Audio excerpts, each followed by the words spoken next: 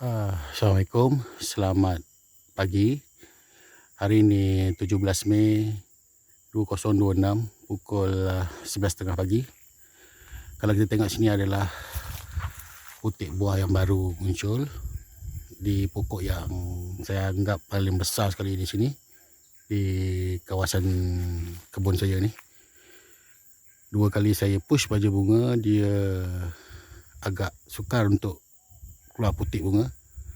Tapi kali ketiga alhamdulillah dengan rezeki, dia keluar putik bunga dan putik buah. So rezeki ni mudah-mudahan adalah untuk saya. Agak lebat juga, dia baru berputik. Sebab pokok ni besar, so kalau ikut ketinggian dia dalam anggaran dalam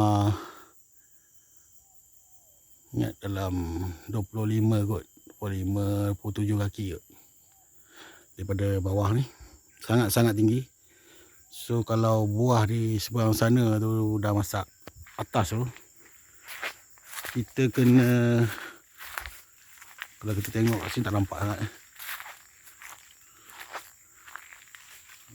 dia ada kat situ.